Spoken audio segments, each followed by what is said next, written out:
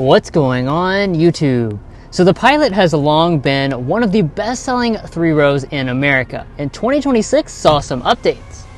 And we just spent the last week with this refreshed model to see if the new updates put it ahead of many of its rivals. Well, let's go ahead and find out.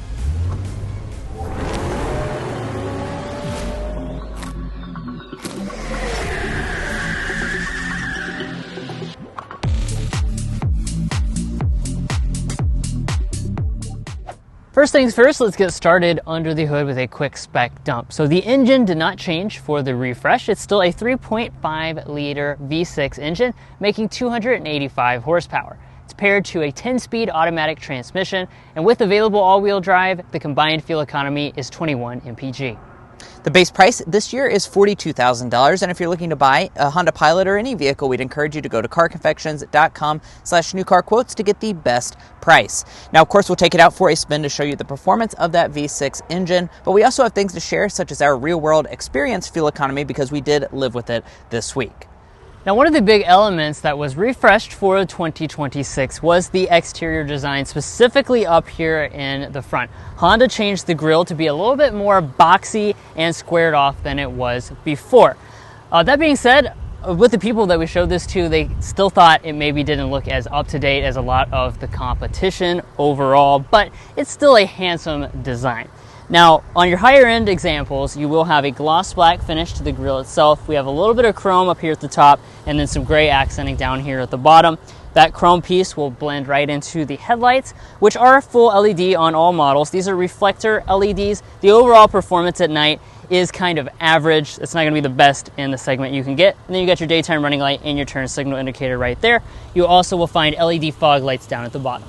Now, as far as the back is concerned, it does continue with pretty much the same look as before. Yeah, they did change a few elements, but overall it has that signature Pilot design. What makes that design is the spoiler right up here at the top. We have a wiper that's integrated right here. Pilot is spelled across the back in this black trim with kind of like a gray accent to it. And let's go ahead and take a look at our taillights, because our taillights are unfortunately not full LED. That's one of the areas that I wish they had updated for the refresh, is to make this fully LED, because over 50 grand it should definitely be LED, but you're going to have an LED brake light, an incandescent turn signal, and reverse light. Now, as we drop down to the lower fascia, this is all going to be kind of a gray finish. You have dual exposed exhaust outlets. I really like the look of that. And your tow capacity is 3,500 pounds with front drive or 5,000 pounds with all-wheel drive.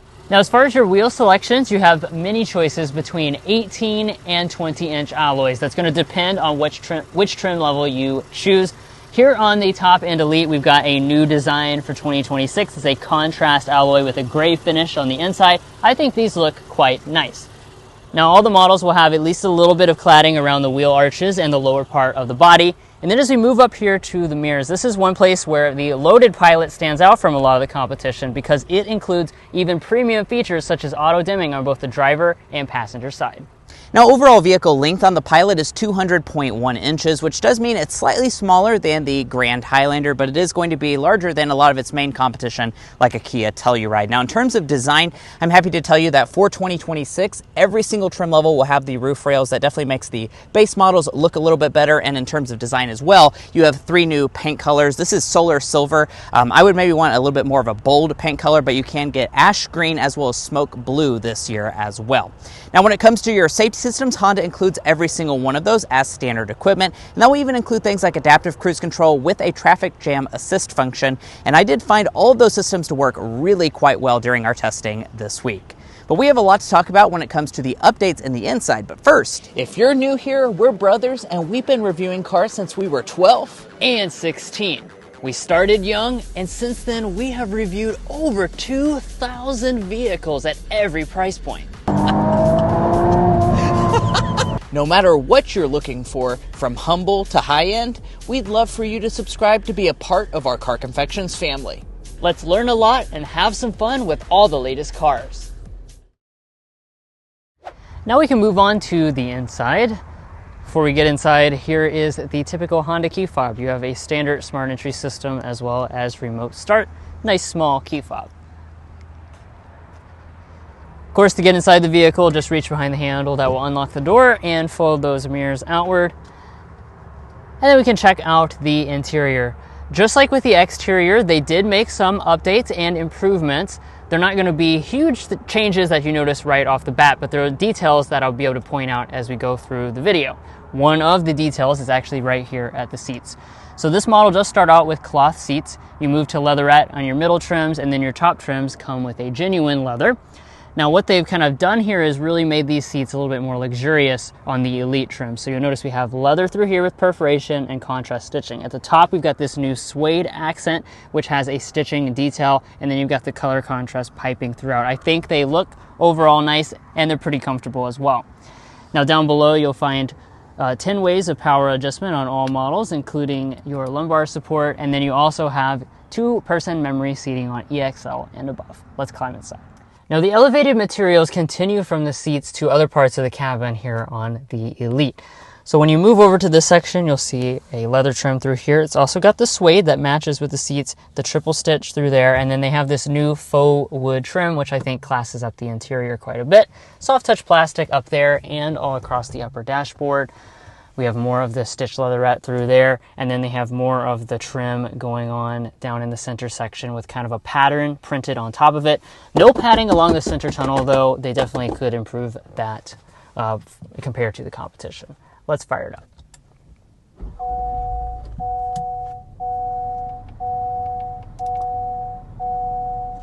Now with it all fired up, we can get into individual details.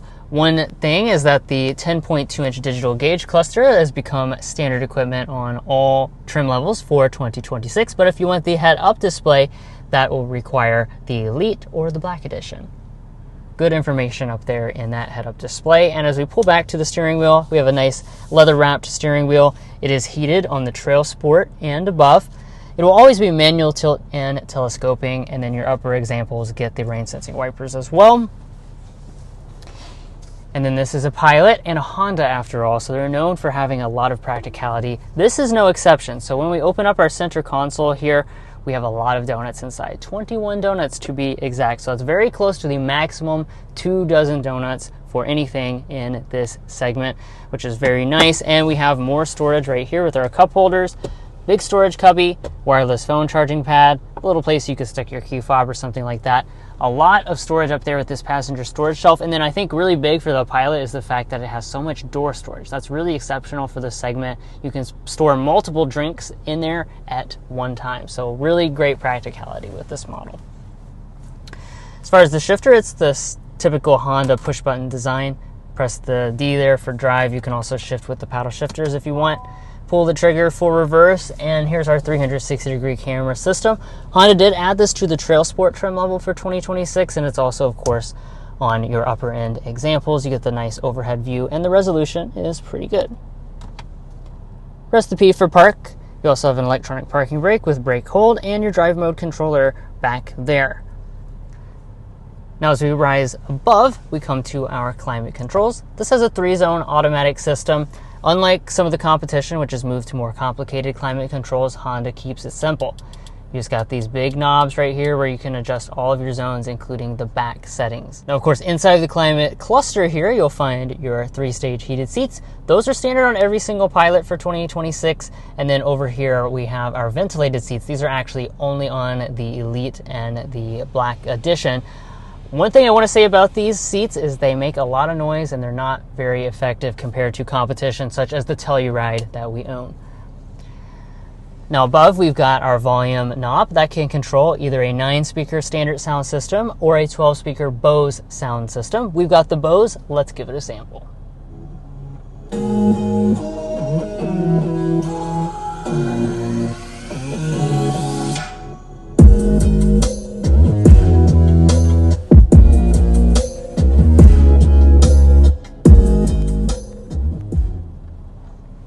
Overall sound quality is pretty good, certainly fills up the cabin well. Now, one of the big changes for the refresh is right here. They moved to a standard 12.3-inch display, so the previous 9-inch display is no more. And inside of this, you have the latest Honda software. So you've got these tiles with your built-in navigation, which is powered by Google because it has Google Apps built in, and that's free without a subscription for 3 years. You also have wireless Apple CarPlay and Android Auto as well. Up top here, we've got an auto-dimming mirror with HomeLink universal remotes. And then if you'd like to have a panoramic sunroof, you can get that. You just need to choose the Trail Sport trim level or above. As you can see, it's got a power sunshade and the front panel does open up. So let's go ahead and talk about the rear seats of the Pilot. Let's talk about the space figures first and foremost. We're sitting at 40.8 inches of legroom, 40.2 inches of headroom. That does mean that this is going to be one of your more spacious offerings in the 3-row midsize segment, although it is still going to be a little bit less than a Hyundai Palisade and Kia Telluride. Those do come in a little bit bigger, but bigger than the Grand Highlander for reference.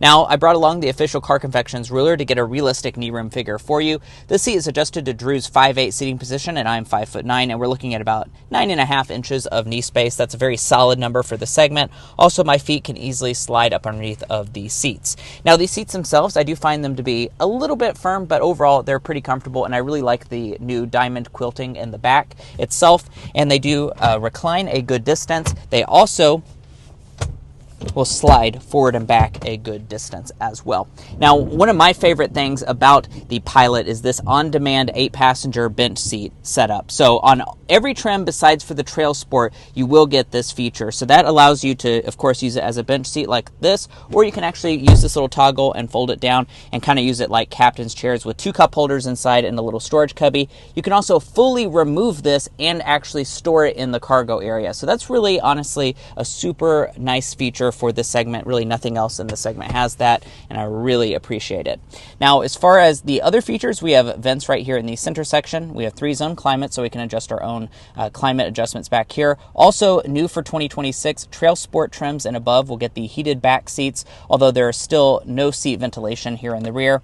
You have a household outlet and 2 USB ports down below. Now, in the seat back itself, you also have a lot of pockets, so just like the front, really quite a practical choice. And then over on the door trim itself, we have rear window sunshades. We also have a hard touch on the upper part, though that's cheaper than in the front. More of that trim, leatherette through the center section, a lot of storage, and I also want to point out that the doors open at a very wide angle. That certainly made loading in a car seat very easy for me this week, and there was plenty of room once I did get it installed as well. All right, so let's check out the 3rd row. In order to get back there, all you do is press this button right there. That's going to allow the seat to kind of electronically slide out of the way, although do be aware it does actually... hopefully we don't get struck by lightning. Although be aware that it does actually move the seat back, so it's not a tilting mechanism. I kind of would have preferred them to have that tilting mechanism. Now, let's go ahead and get back here into the 3rd row. Yeah.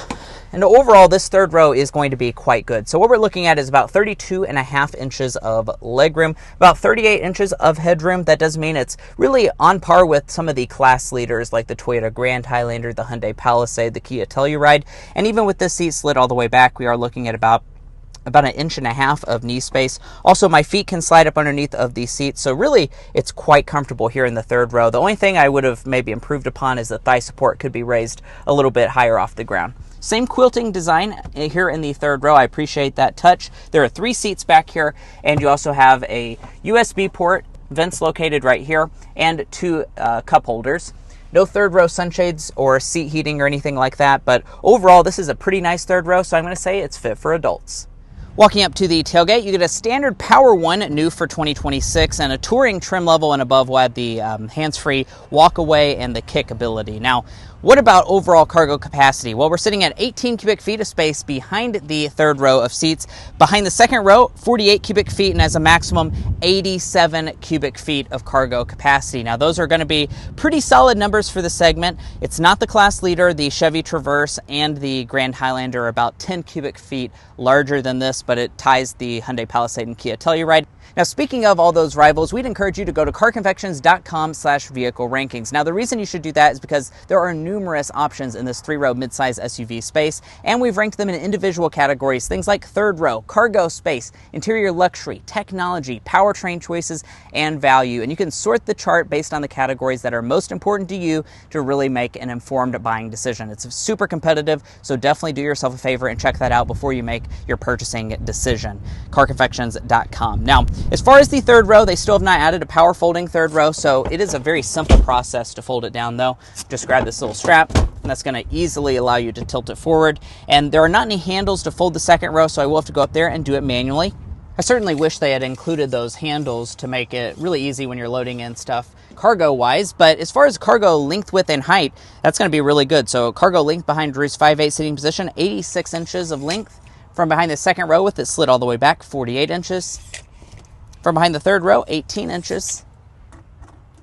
46 inches wide, and the height, very solid at about 30.5 inches. Now, as far as the load-in height, 33 inches, so that's going to be a little bit on the taller side, but good news is that you actually have a ton of underfloor storage, so you can fit that entire middle seat I was showing you earlier back here, or just put things like umbrellas. That's very practical. Also, you do have a spare tire on all models, and if you get the Trail Sport, you get a full-size spare tire.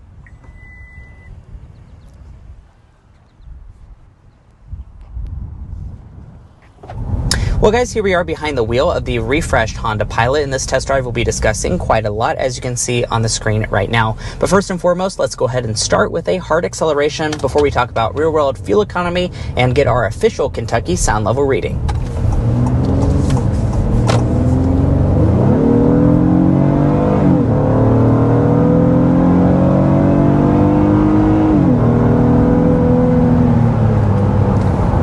That takes us to 60 miles an hour with the V6 Pilot. So of course, you know, a big trend in the segment is to be switching to turbo 4 cylinders instead of a V6, but the Pilot with its refresh retains its 3.5 liter V6 engine. Yeah. 285 horsepower, 262 pound-feet of torque. So those are pretty good power numbers. It has less torque than a lot of the turbo 4-cylinder competition, but it still makes plenty of power. And it also has, you know, a nice bit of V6 refinement, which I think is a very much a standout feature of the engine.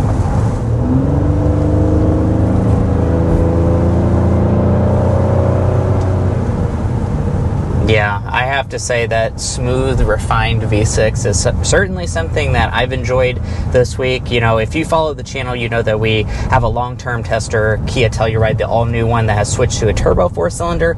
Being in and out of those two this week certainly has made me appreciate the very good refinement of this V6, that is for sure. Also, 0 to 60 is 7.1 seconds, so this is honestly, you know, one of the quicker options in the segment from its base powertrain.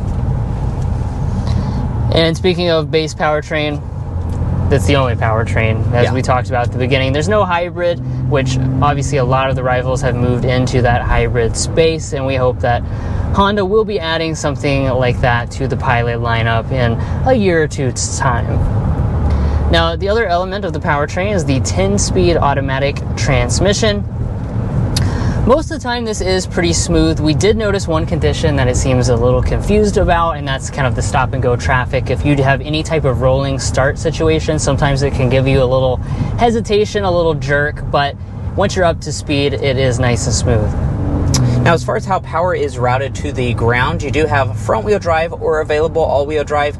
New for 2026 is that you do get all-wheel drive standard on the Trail Sport trims and above, so that's going to include a couple more trims this year as compared to the pre-refresh model. And as far as your fuel economy, I want to go ahead and hit that. Front-wheel drive is rated at 22 mpg combined, and all-wheel drive is rated at 21 mpg. Now, you know, those are going to be pretty decent figures. It's almost, you know, in line really with a lot of the turbo 4-cylinder rivals that are sitting at probably 22 or 23 mpg, but you do get that naturally aspirated V6. And as far as our real world fuel economy this week, that's something that, you know, we of course have been testing out. We drove 224 miles of mixed city and highway driving, and what we were sitting at is 19.9 miles per gallon. So that is going to be, you know, about an mpg worse than what the EPA is saying, but overall pretty much on par and decent fuel economy. Although, of course, as Drew was mentioning, we really wish that Honda would, you know, go ahead and add a hybrid that could be getting in the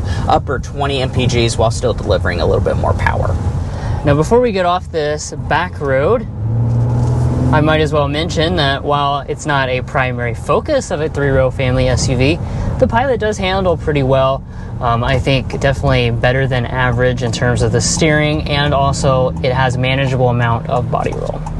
And now we're just kind of cruising down the highway, which is a great time for us to talk about overall ride quality with the Pilot. Now, the Pilot, of course, has always been known to have great ride quality, and this week has really shown me nothing besides fantastic ride quality. You know, driving at several hundred miles, you drive it on tons of different road surfaces, it soaks up all but these, largest road imperfections with ease. The wheels are 20 inches, which some of the competition, like our Telluride, has kind of gone to 21s, and I think that kind of helps the overall ride of this vehicle. It really does ride fantastic. Now, I will say that, on longer road trips, these seats, I don't know if it's because of the refresh or not, but the seat bottom we definitely found to be a little bit on the firmer side. I wish it had a little bit more plushness to it. My butt was getting a little bit numb after about 30 to 45 minutes, which is something that you typically don't find in, this segment of vehicles, so that's something worth considering. All right, but let's go ahead and get things like our sound level reading going 55 miles per hour. Let's see how quiet it is.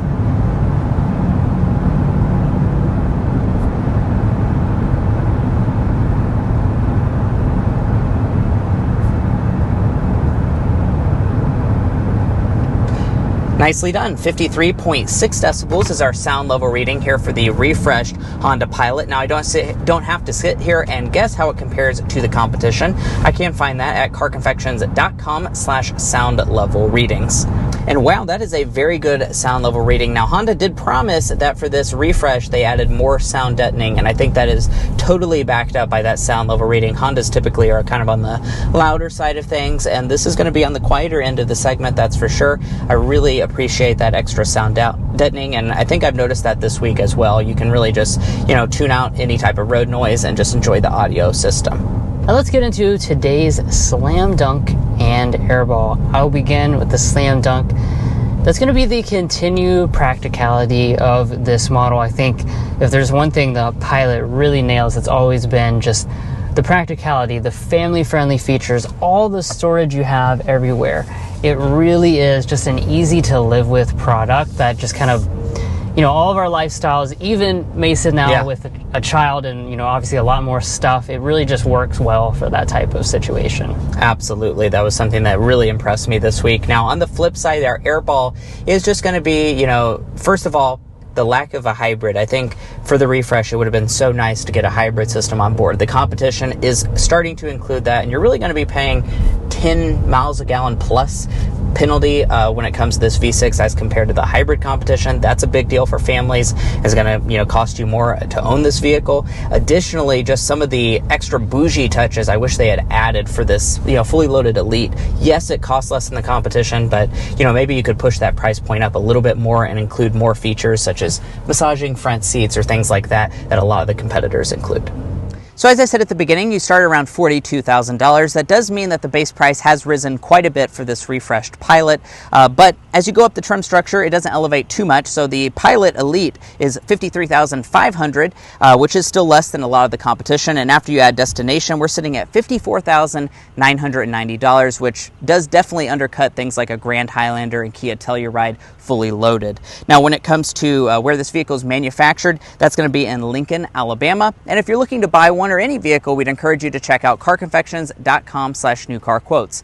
The reason you should do that is because we have a tool on our website that will connect you with local car dealers in your area to get you the best price. It's also going to give you access to invoice pricing information, which is a great tool to use if you plan on doing dealership negotiation. You can find a link to that down below in our video description, as well as things like a monthly payment calculator down below. But guys, what about Honda's resale reliability and warranty? First up, let's talk about resale value. Honda as a brand is rated at 64.79% of estimated retained value after 5 years and 60,000 miles, and after 10 years and 120,000 miles, 34.34%. Now, it's worth noting that is actually the very best resale value in the 5-year metric compared to any other vehicle brand, so that's very impressive. Also in the 10-year metric, it is very good as well, very much on par with other rivals like Toyota. Now, the same could also be said about reliability. With our combined reliability index and the latest data, Honda is one of the top-rated brands overall and above average compared to all other vehicle makes. Now, if you'd like to learn more about our resale values, reliability data, or our methodology, you can find all of that on our website, carconfections.com. Now, when it comes to your warranty, you have a 3-year 36,000-mile basic warranty, a 5-year 60,000-mile powertrain. You do also get 1 year and 12,000 miles of complimentary maintenance. And guys, that wraps up our in-depth week-long review of this refreshed 2026 Honda Pilot. If you enjoyed hearing about our impressions after living with this model for a week, we'd really appreciate you subscribing down below. By subscribing, you help us to get more cars like this so we can live with them and provide our real-world impressions. So please do so if you haven't already. And if you're already part of our family, thank you so much for your continued support.